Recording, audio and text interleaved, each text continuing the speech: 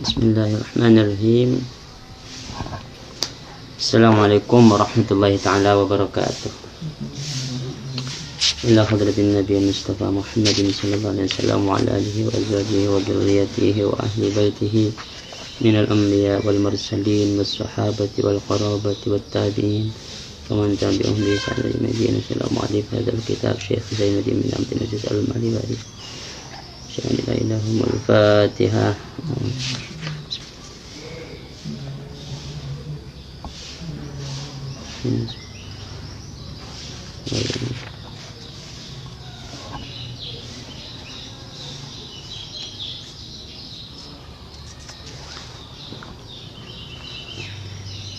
Bismillahirrahmanirrahim.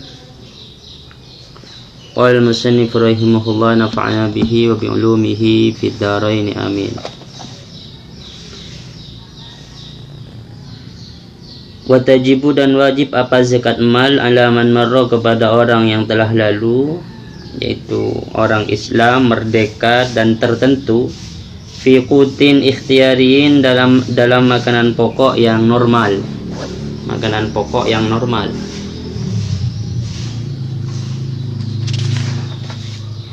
Min hububin berupa biji-bijian gaburin seperti gandum, waruzin dan beras, wadurratin dan jagung,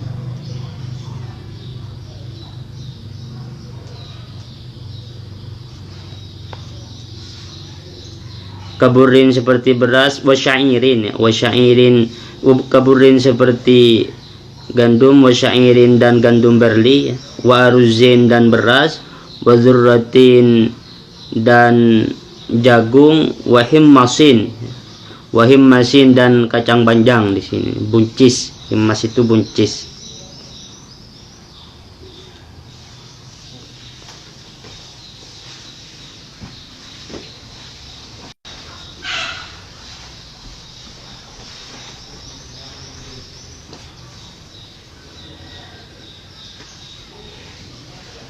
Wadurratin dan jagung, wahimmasin dan buncis, wadukhnin dan kacang-kacangan, ya, biji-bijian, wabakilla dan kacang-kacangan, wadiksatin dan biji diksah, ya. Ini burrin, syair, dukhnin, ini gandum semua, tapi macam-macam gandum ini macam-macam gandum. Bentuknya saya juga nggak tahu kalau purin, syair itu seperti apa bentuknya. Kalau aruzin, durratin, ya, himmasin itu saya tahu, ya. Wabakilaat dan kacang-kacangan, wadiksatin dan biji diksah, ini saya juga tidak tahu ini seperti apa bentuknya. Tapi di kamus maknanya itu, ya, di kamus ma'ani. Wafi tamrin dan kurma, wa inabin dan anggur, min simarin dari beberapa buah-buahan, balago yang sampai apa buah-buahan itu, atau balago yang sampai qadru kullin apa masing jumlah masing-masing minhuma dari keduanya kurma dan anggur, khamsata ausukin kepada 5 ausuk. Balago yang sampai qadru kullin apa kadar masing-masing minhuma dari keduanya, sampai khamsata ausukin kepada 5 ausuk. Wahi adapun 5 ausuk bil kaili dengan menggunakan takaran, salasu mi'ati so'in adalah 300 sok. Salasu mi'ati so'in adalah 300 sok. Waso'u arba'atu amdadin, adapun 1 sok arba'atu amdadin adalah setara dengan 4 mud. Wal muddu adapun 1 mud, ritlun wa thuluthun adalah 1 ritel ditambah 1/3 ritel. Wal muddu adapun 1 mud, ritlun wa thuluthun adalah 1 ritel plus 1/3 ritel. Monakon yang sudah dibersihkan apa buah-buah apa tumbuh-tumbuhan ini, min tibnin dari monakon yang sudah dibersihkan apa kullun minha itu, min tibnin dari jeraminya, wa qashrin dan dari kulitnya, la yu'kalu yang tidak dimakan apa qashrun ma'ahu bersama kullun ghaliban pada biasanya.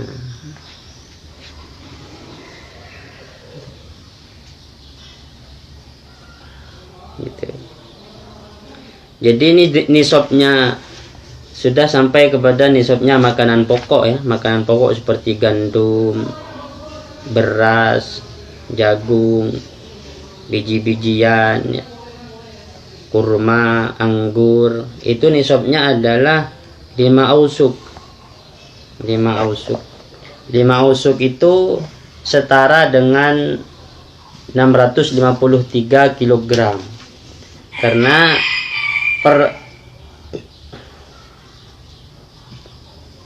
setara dengan 563 kg ya, 5 ausuk itu. Tinggal dibagi, berarti per ausuknya itu berapa kilogram? Berapa kilogram beras? Tapi nisab 5 ausuk ini harus sampai 5 ausuk ini apabila sudah dibersihkan dari kulit dan jeraminya, sudah dipisahkan semua. Itu baru ditimbang. Kalau sudah sampai 5 ausuk itu wajib zakat sekitar 653 kg. Itu sudah banyak yang mengkonversi ya. Mengkonversi ke kilogram sudah banyak, tinggal dicek sendiri. Wa'lam dan ketahuilah olehmu annal aruzza sesungguhnya beras mimma termasuk sesuatu yudakharu yang disimpan apa ma fi qasrihi bersama kulitnya, wala yu'kalu akan tetapi tidak dimakan apa ma ma'hu bersama kulit, sehingga kulitnya jangan ikut ditimbang gitu. Fatajib oleh karena itu wajib apa zakat mal fihi di dalam di dalam makanan pokok itu, in balagha apabila sampai apa ma ya asyrata ausukin kepada 10 ausuk. Asyrata ausukin kepada 10 ausuk. Kalau misalnya beras ya, beras yang masih belum dipisahkan dari kulitnya, itu nisabnya adalah 10 ausuk. Tapi kalau beras yang sudah digiling, yang sudah kalau masih ada bijinya itu namanya padi kan, padi. Nah, itu kalau ditimbang harus sampai 5 ausuk. Berarti kalau 5 ausuk itu sekitar 1 ton lebih. 2 kali lipatnya. Kalau beras, kalau padi. Jadi kalau beras nisabnya 5 ausuk. Beras itu apa? Yang sudah digiling, yang sudah dilepaskan dari kulitnya, 5 ausuk. 5 ausuk itu berapa? 653 kg. Gitu. Nah, kalau masih belum digiling, masih ada kulitnya, itu nisabnya 10 ausuk. 2 kali lipatnya. 10 ausuk itu berapa? Ya tinggal 653 kali 2. Sekitar 1 ton 300 kilo. 1 ton 300 kilo. Sekitar itu.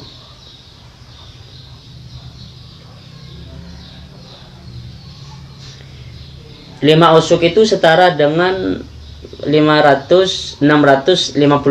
Dari mana angka 563 itu? Itu kalian harus tahu per sok berapa. Misalnya begini ya. Silakan yang pegang kalkulator di rumahnya buka kalkulatornya. Jadi 653 itu dibagi 300.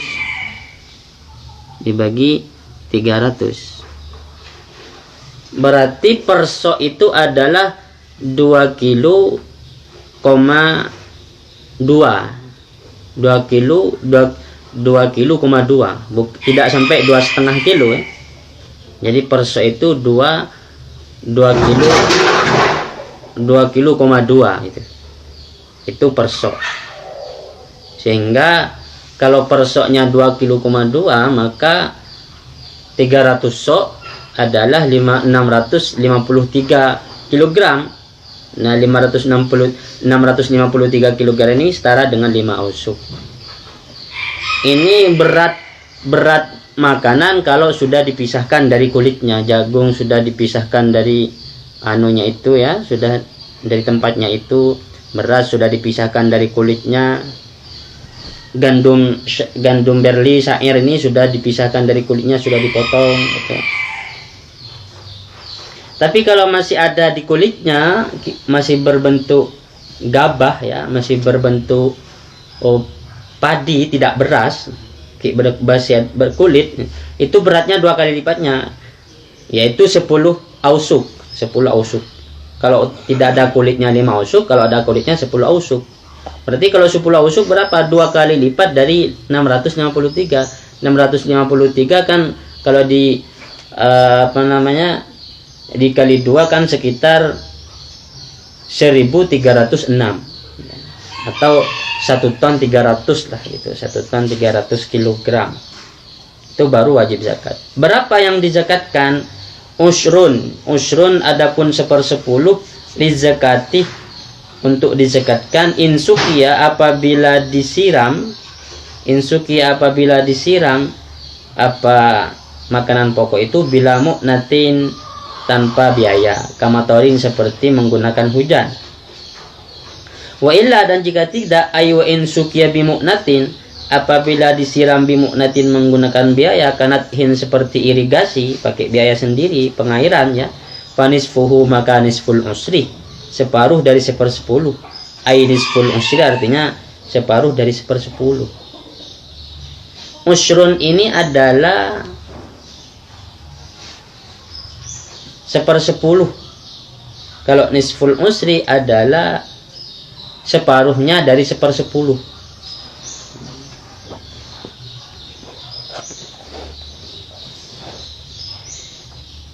Misalnya punya emas, punya beras 563. Silakan buka kalkulatornya lagi. 653 kilogram. 653 kilogram. Itu tinggal dibagi 10. Tinggal dibagi 10. Maka zakatnya adalah 65 kilo yang harus dizakatkan. Jadi kalau punya emas 653 gram, maka yang wajib dizakatkan adalah 65 kilo, 3. Itu yang wajib dizakatkan. Ini kalau misalnya pengairannya pakai pengairan sendiri. Tapi kalau pengairannya pakai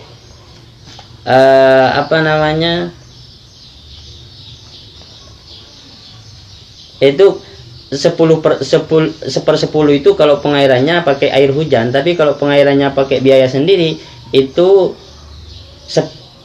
separuh dari 1/10. Separuh dari 1/10 berarti 653 dibagi 10 dulu. Nah, setelah dibagi 10, kalian bagi 2.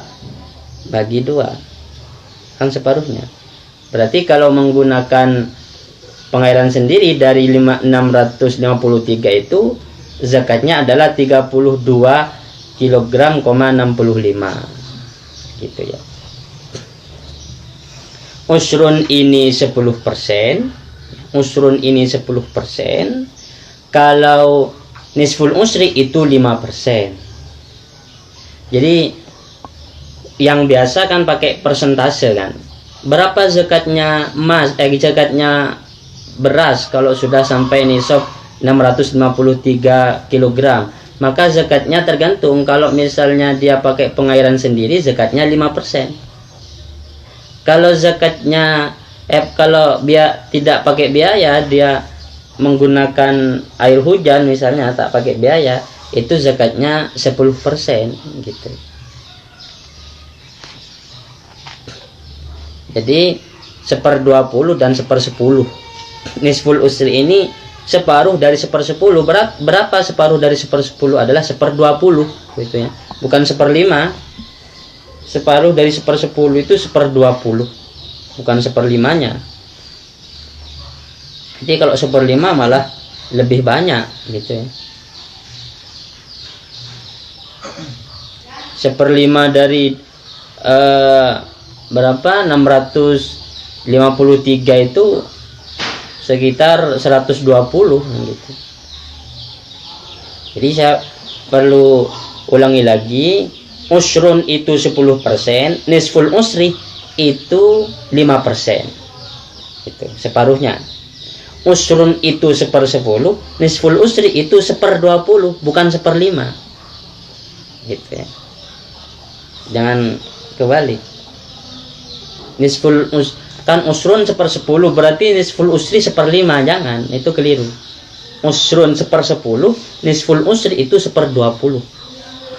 Jadi yang wajib zakat nisabnya adalah kalau kalian panen selama 1 tahun, kemudian panen kemudian dapat hasil 653 kg, ini bertahan misalnya.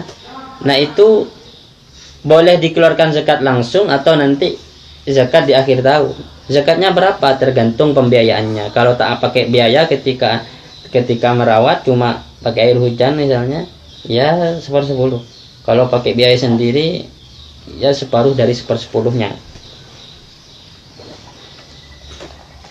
Wasababut tafriqati, adapun sebab perbedaan itu, thiqalul mu'nati adalah beratnya biaya, fi hadza di dalam yang terakhir pakai biaya sendiri, wa khifatiha dan ringannya biaya fil awali dalam kasus yang pertama yang dirawat pakai air hujan. Sawaun sama saja azuri'a apakah ditanam dzalika hal tersebut qasdan secara sengaja, aw nabata atau tumbuh apa dzalika ittifaqan secara kebetulan.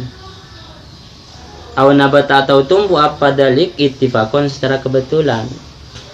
Punya sawah tahu-tahu kok ditumbuhi banyak beras misalnya, banyak tumbuh karena sisa kemarin misalnya terkena hujan hanyut ke situ, kemudian tumbuh tanpa dirawat banyak, itu tetap ada zakatnya itu meskipun nabata ittifaqan. Apalagi ditanam dengan sengaja, itu tambah wajib. Kama fil majmu'i, sebagaimana dalam kitab al-majmu'. Misalnya banjir ya, lahan kalian kena banjir, tahu-tahu dibiarkan dapat 2 bulan sudah muncul benih-benih, sudah besar-besar, padahal kalian tidak nanam, kalian tak pernah merawat. Nah, itu wajib dizakatkan, itu tetap ada zakatnya itu meskipun tumbuhnya tak disengaja. Nabata ittifaqan. Kama fil majmu'i, sebagaimana dalam kitab al-majmu', hakian hal yang menceritakan atau meriwayatkan fihi di dalam al-majmu' al-ittifaqu akan kesepakatan ulama. Ini menurut berdasarkan kesepakatan ulama ya. Wabihi, dan dengan pendapat majmu' ini yu'lamu bisa diketahui da'fu qawli syekh, apa lemahnya pendapat Syekh Zakaria Al-Ansari fi tahririhi dalam kitab tahrirnya Syekh Zakaria, tab'an karena ikut li aslihi kepada aslut tahrir. Apa itu? Yushtaratu, disyaratkan liwujubiha akan kewajiban zakat, ayyazra'ahu apa harus menanam hu kepada tanaman, malikuhu siapa pemiliknya, aw naibuhu atau wakil dari pemiliknya. Syekh Zakaria dalam kitab At-Tahrir ya, itu menyebutkan bahwa beras yang wajib dizakatkan itu apabila dia ditanam sendiri, ditanam secara sengaja. Kalau tumbuh secara kebetulan itu tidak wajib zakat. Nah, yang seperti ini kata dhaif ya, berbeda dengan Imam Nawawi dengan kitab Al-Majmu'. Dhaif pendapat Syekh Zakaria ini yang mengatakan bahwa tak wajib zakat untuk tumbuh-tumbuhan yang tumbuh dengan sendirinya.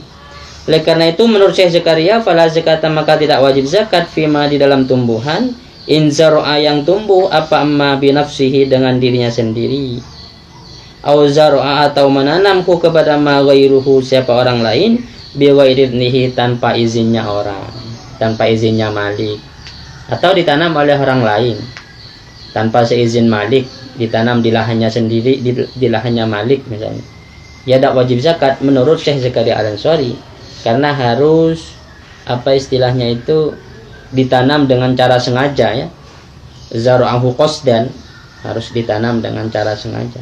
Kalau tak sengaja ya tidak wajib zakat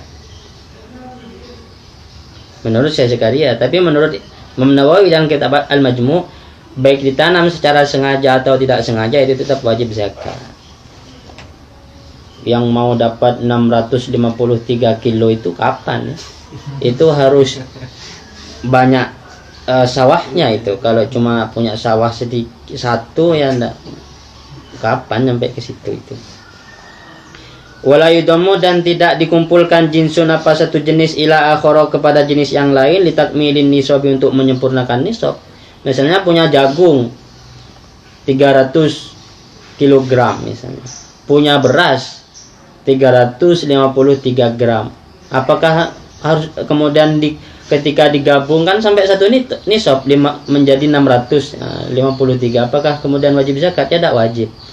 Karena satu jenis dengan jenis yang lain itu tidak saling melengkapi. Sama dengan emas dan perak.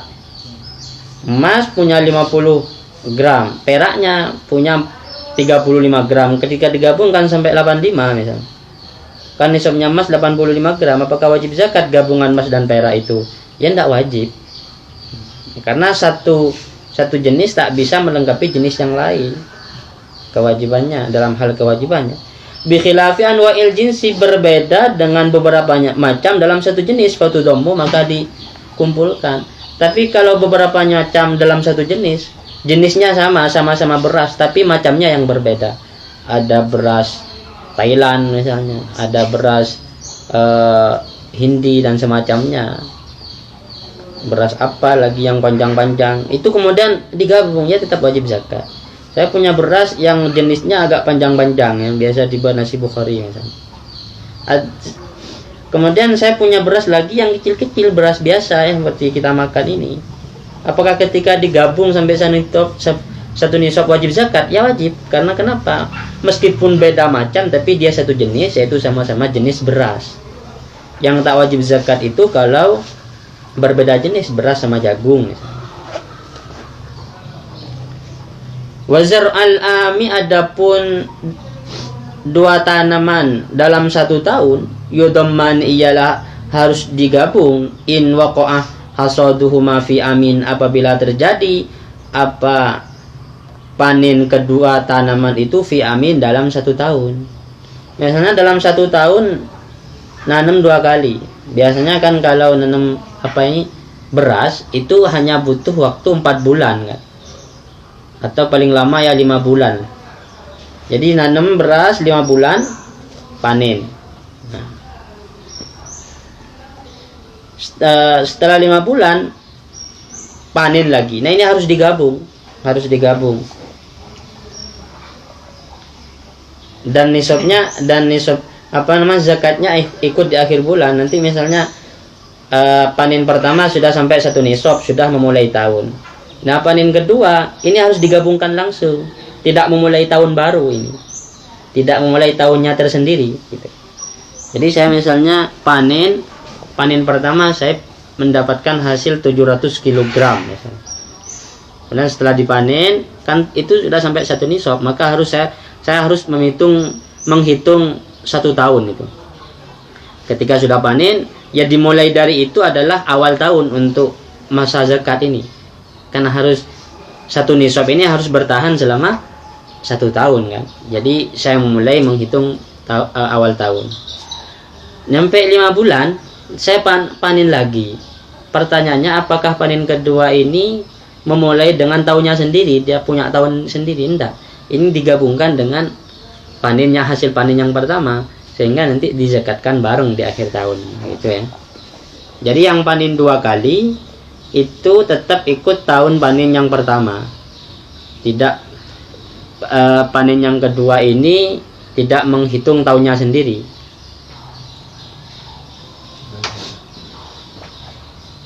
Begitu. Ini kalau Misalnya dalam 1 tahun paling 2 kali. Far'un, la tajibu, tidak wajib az-zakatu, apa zakat, fi mali baitul mali, di dalam baitul mal, ya, di dalam harta baitul mal. Wala fi ra'i mauqufin, dan juga tidak di dalam hasil barang yang diwakafkan, min nakhlin, berupa pohon kurma, au ardin, atau bumi, ala jihatin amatin, atas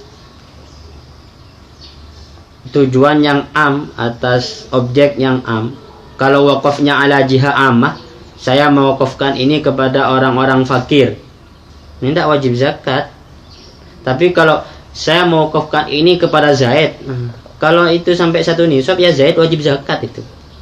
Saya mewakafkan emas 85 gram kepada Zaid, ya ternyata sampai 1 tahun masih bertahan 85 gram, ya harus dizakatkan sama Zaid ini emasnya itu, ya. Karena itu jihah muayyanah. Yang tidak wajib zakat itu kalau jihah amah. Kenapa kok tidak wajib zakat kalau jihah amah? Kembali kepada pembahasan yang di depan, orang yang wajib zakat itu harus muayyan, tak boleh yang mubham. Misalnya pondok sini, pondok Adamanhuri ini dapat wakaf 40 sapi dari tetangga misalnya. Diwakafkan kepada siapa? Tidak diwakafkan kepada tertentu, tapi diwakafkan kepada para guru. Ini diwakafkan untuk guru-guru. Kan nggak ketemu guru yang mana. Sehingga meskipun sudah sampai 1 nisab, sapi ini tidak wajib dizakatkan nanti di akhir tahun. Kenapa? Karena nggak jelas pemiliknya siapa. Kalau mengeluarkan zakat, ini zakat atas nama siapa? Atas hartanya siapa? Ini kan tidak jelas. Itu jihah ammah, tidak muayyan pemiliknya. Kal fuqara'i, seperti fuqara, ini kan beberapa orang fakir kan tak jelas. Wal fuqaha'i, dan ahli fikih. Beberapa ahli fikih kan tak jelas. Ahli fikih yang mana? Wal masajidi, dan beberapa masjid. Kenapa? Li adami ta'yunil malik, karena tidak tertentunya pemilik. Pemiliknya tak tertentu. Di depan itu tajibuz zakatu ala kulli muslimin hurrin muayyanin. 3 syaratnya, harus muslim, harus merdeka, harus yang muayyan, jelas, tidak mubham. Wa tajibu, dan wajib apa zakat mal fi mauqufin, di dalam harta yang diwakafkan, ala muayyanin wahidin, kepada 1 orang tertentu, au jama'atin muayyanatin, atau kepada jamaah yang sudah ditentukan, atau diwakafkan kepada jamaah yang sudah ditentukan. Misalnya saya mewakafkan ini kepada 10 orang itu, kepada ini 10 orang ini nanti wajib zakat. Ternyata kalau jamaahnya muayyanah itu wajib zakat. Yang tidak wajib zakat itu ternyata kalau begini, saya mewakafkan 40 sapi ini pokoknya kepada ustadz-ustadz yang ada dimanapun. Tapi kalau sudah disebutkan saya mewakafkan 40 sapi ini kepada 10 ustadz yang ada di pondok itu, nah, dari 40 ini nanti wajib dizakatkan katanya. Karena itu meskipun banyak tapi sudah muayyan. Apalagi saya mewakafkan ini untuk Zaid, ini tambah wajib karena itu sudah benar-benar muayyan. Yang tidak wajib zakat itu kalau wakafnya kepada mubham, jihah amah. Saya mewakafkan sapi ini untuk orang-orang fakir misalnya. Saya mewakafkan sapi ini untuk ahli-ahli fikih, tapi nggak disebutkan ahli fikih di daerah mana, ahli fikih yang mana. Itu tidak wajib zakat. Seperti siapa jemaah muayyanah itu, kauladi Zaidin, seperti menyebutkan anak-anaknya Zaid. Saya mewakafkan ini kepada anak-anaknya Zaid. Itu kan jemaah tapi muayyanah. Nah, ini wajib zakat. Dzakar menyebutkan siapa yang menawawihu kepada pembahasan ini fil majmu'i, dalam kitab Majmu'. Wa afta, dan berfatwa ba'duhum, siapa sebagian ulama, fi mauqufin, tentang barang wakaf, diwakafkan ala imamil masjid, kepada seorang imam masjid, awil mudarrisi, atau seorang guru, bi annahu, maka sesungguhnya sa'an yalzamu, ya wajib kepada imamul masjid atau mudarris, zakatuhu, apa menzakatkan, kal muayyani, seperti orang yang sudah ditentukan seperti muayyan. Saya mewakafkan ini kepada Imam Masjid Istiqlal. Kan tidak jelas siapa majlisnya, kan tidak disebutkan namanya. Itu sama dengan muayyan, itu wajib zakat itu. Saya misalnya ada saya mewakafkan ini kepada ustadz itu, ustadz di musalla itu wajib zakat ustadznya nanti. Karena itu kalau muayyan sama dengan muayyan itu soalnya satu orang, meskipun tidak menyebutkan nama ya.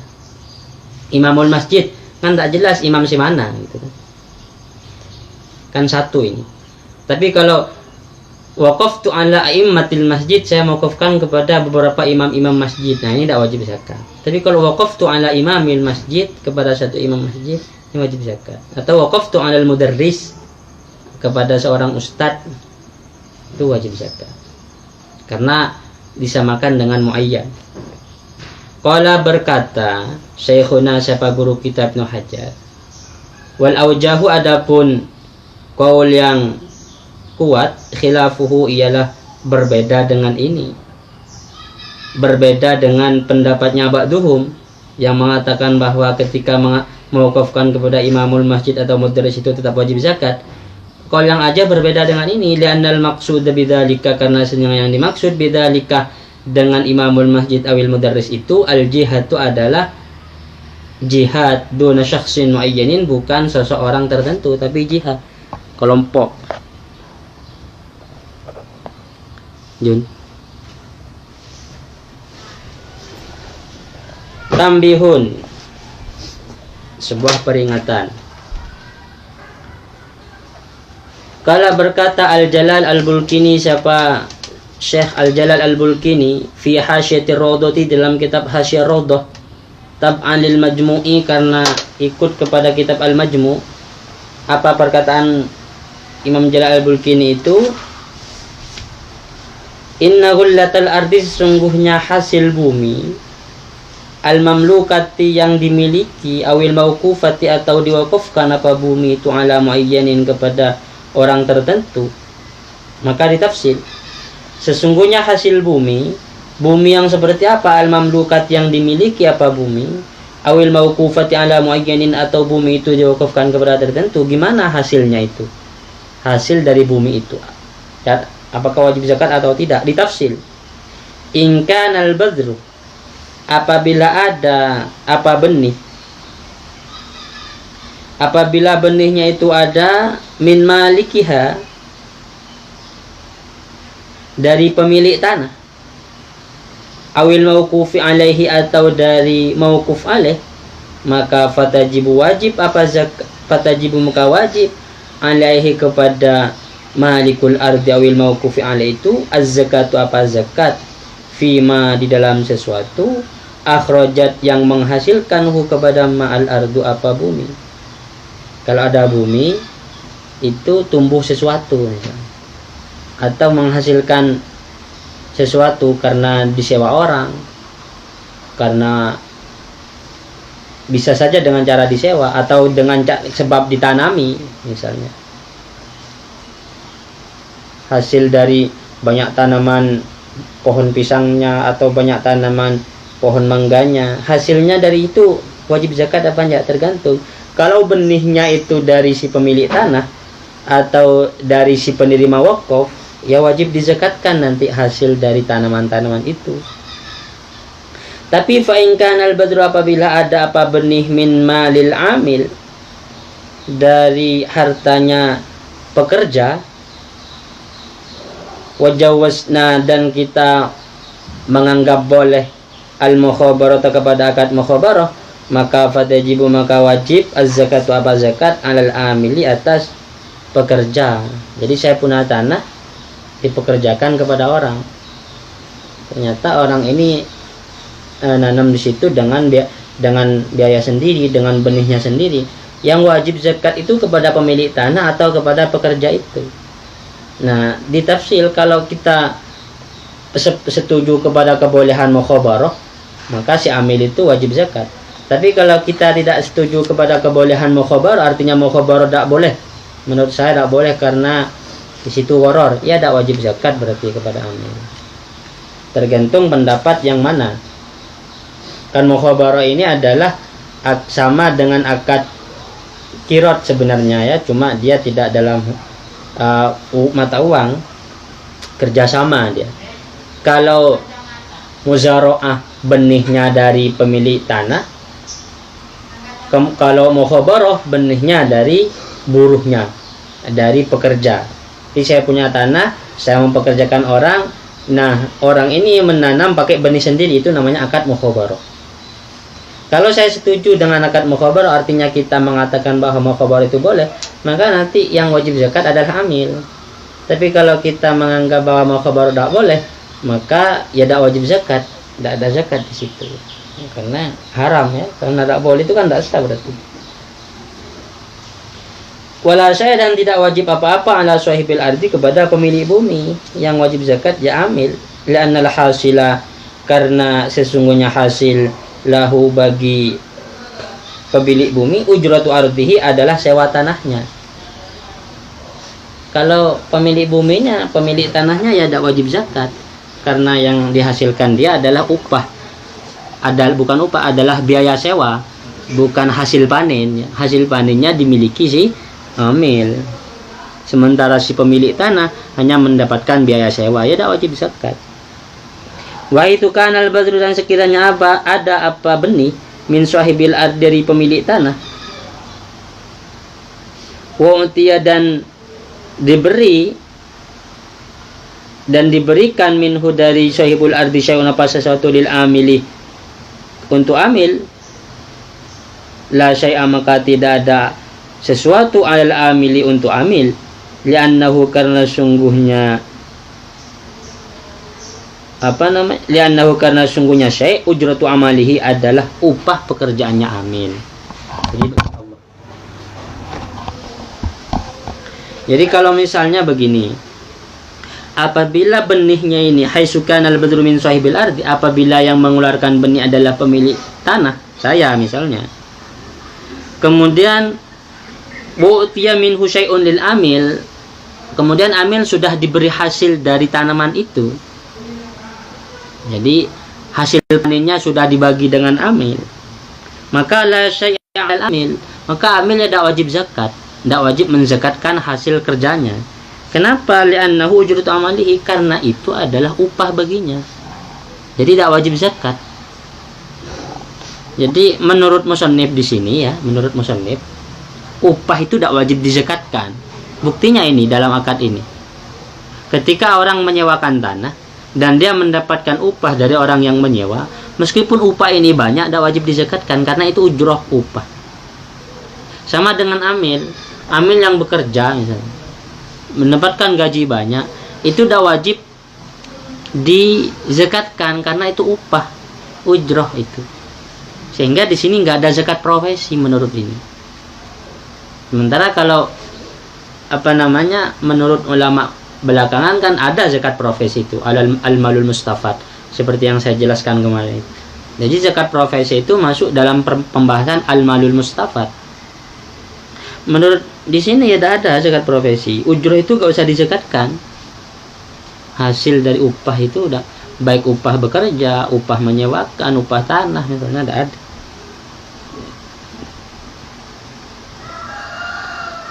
Watajibu dan wajib az-zakatu apa zakat linabatil ardil musta'jarati untuk tanaman tanah yang disewakan, ma'ujrotiha beserta upahnya tanah ala zari'i atas orang yang menanam, kalau ini.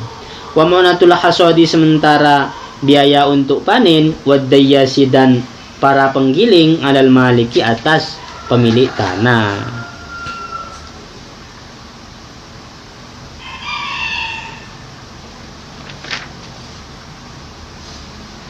Tadi itu di atas bukan disewakan ya tanahnya. Kalau ini disewakan tanahnya. Kalau tanah itu disewakan, kemudian di situ banyak tumbuh-tumbuhannya, maka yang wajib zakat dan membayar upah, membayar ujroh ya yang menanam, bukan pemilik tanah. Oke.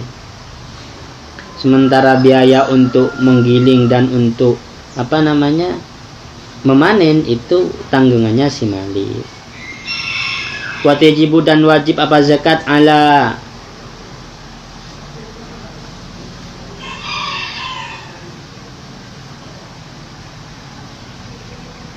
alaman marrah.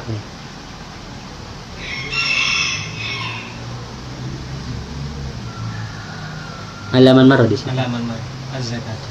Watajibu dan wajib alaman marrah atas orang marrah yang telah lalu az-zakatu apa zakat. Di cetakan saya ini watajibu ala marrah lizakati. Jadi lizakati. Tidak ada mannya. Ini keliru ya, ini harus ditambah ini. Harus ditambah man marrah. Watajibu dan wajib alaman marrah atas orang marrah yang telah lalu az-zakatu apa zakat fi kulli khamsi ibilin di setiap 5 unta syatun apa 1 kambing. Atau jad'atun yang jad'atu do'nin yaitu jad'atu do'nin laha yang ialah bagi jad'atu do'nin sanatun adapun usia 1 tahun.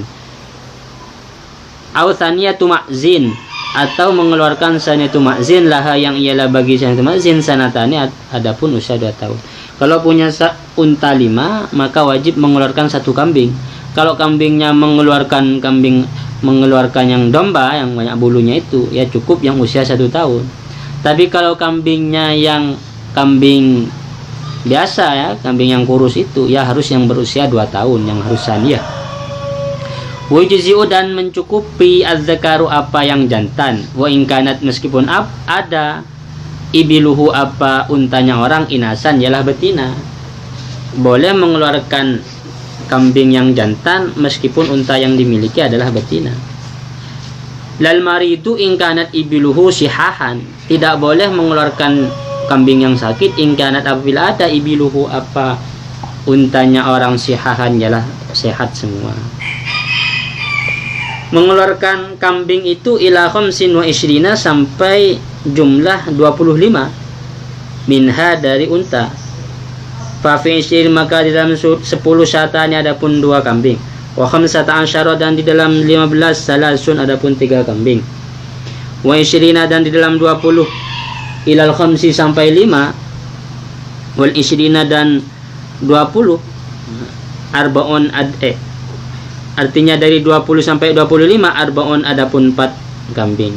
Jadi kalau punya 5 unta 1 kambing, punya 10 2 kambing, punya 15 2 kambing, punya 20 itu 4 kambing.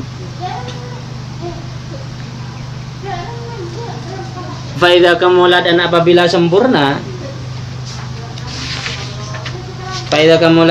sempurna al-khamsu wal isruna apa 25 fa bintu makhadin maka mengeluarkan inta bintu makhad unta yang masih berusia setelah yang ialah bagi bintu makhad sanatun adapun usia 1 tahun.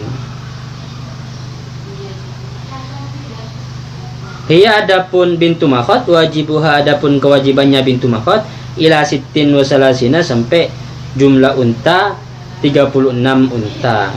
Summiyat diberi nama apa bintu makhad bidzalika dengan bintu makhad lianna ummaha karena sungguhnya induk dari bintu makhad itu analaha antasira fil minal makhadi ail hawamil. Ana ialah tiba waktunya al-an kan, al-an itu sekarang. Jadi ana itu tiba waktunya maksudnya sekarang. Lianna ummaha karena sesungguhnya induk dari bintu makhad itu anak ialah telah tiba laha bagi ummuha antasiro apa menjadi siapa ummuha minal makhad ialah termasuk makhad ila hawamili artinya hawamil.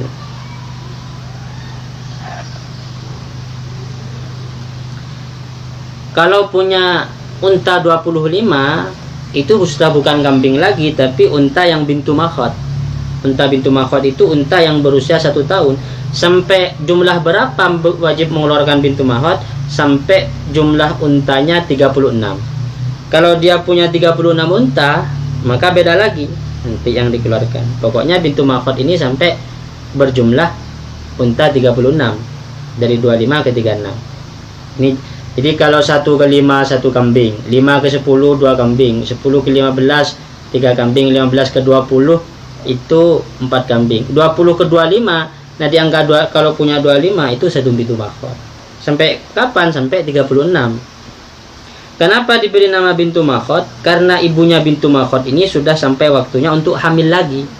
Kalau unta itu punya anak dan anaknya usia 1 tahun, nah unta ini biasanya hamil lagi. Makanya anaknya itu disebut dengan nama bintu makhot, anaknya unta yang hamil. Gitu. Jadi unta yang usia 1 tahun itu sebutannya adalah bintu makhot. Kenapa disebut bintu makhot? Karena induk betina dari unta itu biasanya hamil lagi, sehingga anaknya disebut bintu makhot atau bintul hamil, anak dari unta yang hamil. Wa fi sittin wa salasina, dan ketika sampai kepada 36 ila sittin wa arba'ina sampai 46 bintu labunin, adapun bintu labun. Jadi angka 36 sampai 46 itu bintu labun. Laha yang ialah bagi bintu labun sanatani, adapun 2 tahun. Jadi bintu labun itu adalah unta yang usia 2 tahun. Sumiyat diberi nama apa bintu labun bidzalika dengan bintu labun, lianna ummaha, karena sungguhnya ibu dari bintu labun itu atau induk betina dari bintu labun itu, anak ialah telah tiba laha bagi ummuha anta doa apa melahirkan apa bintu labun apa ummuha sanian kedua kalinya. Kenapa bintu labun disebut bintu labun? Karena induknya itu biasanya melahirkan ketika, jadi kalau ada unta anaknya usia 2 tahun, nah unta ini biasanya sudah melahirkan lagi, sehingga anak unta yang berusia 2 tahun itu disebut dengan bintu labun. Kenapa? Karena induknya melahirkan. Watasiru, dan ada apa induk itu data labunin adalah unta yang punya susu lagi. Jadi kalau untanya umur 1 tahun disebut bintu makhot. Kenapa? Karena ibunya biasanya hamil lagi kalau masih usia 1 tahun.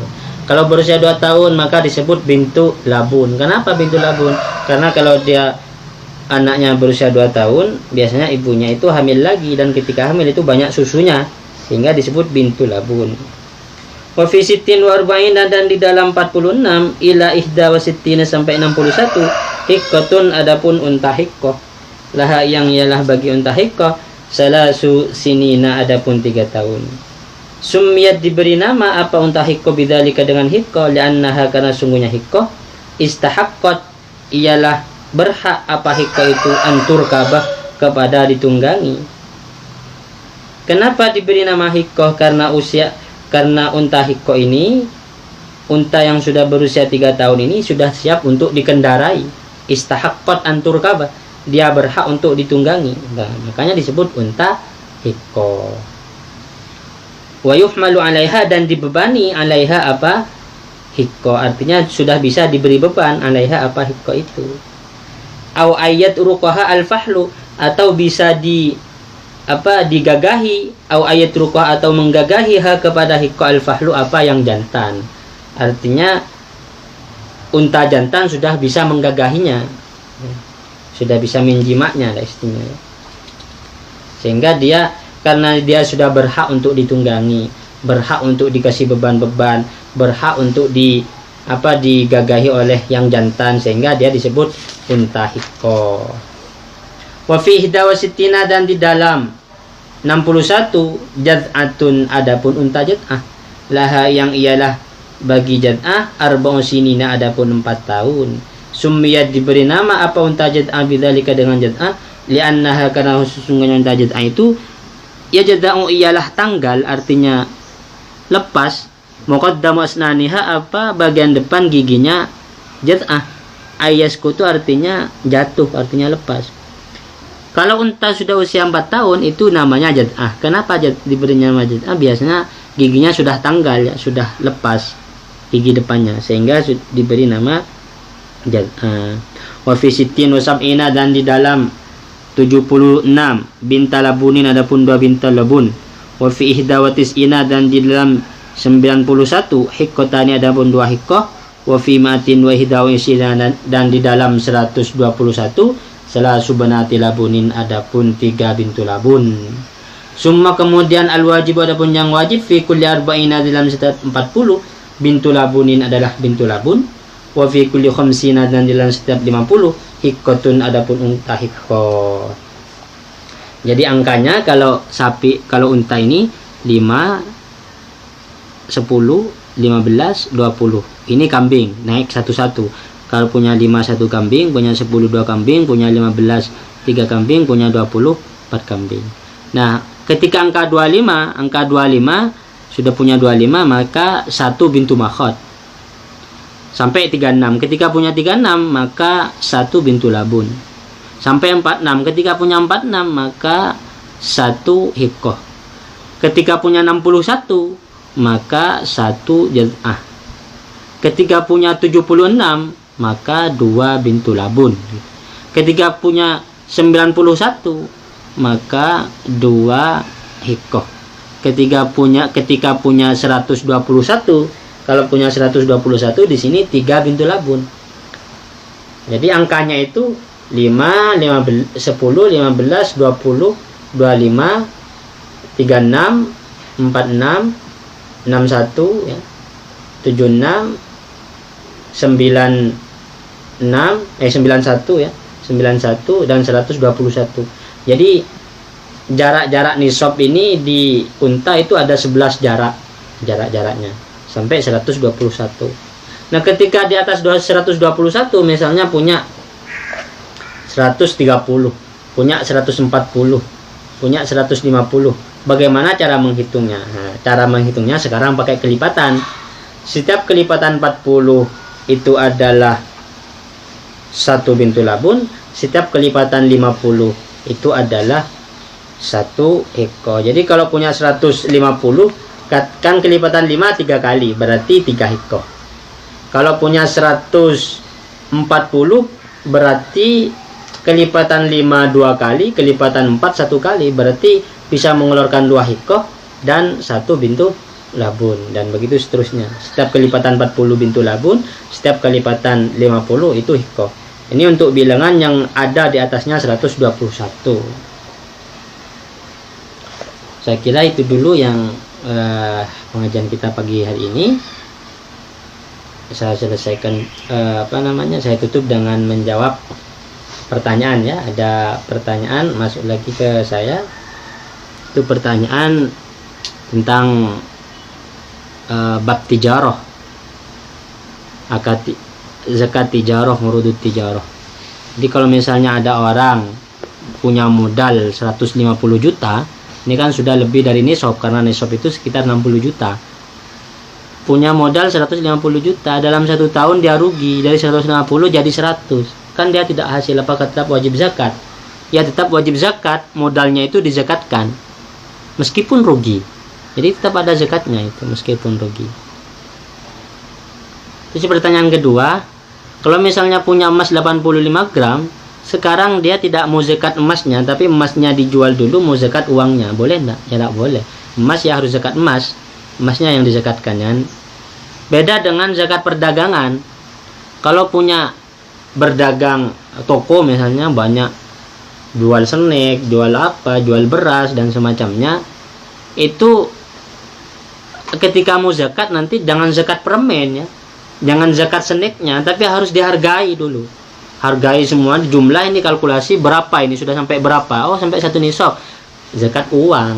Nah, beda kalau nanti ketika nyampe 1 nisab pas ngambil permen dizakatkan, ngambil snack jangan, itu beda dengan ini.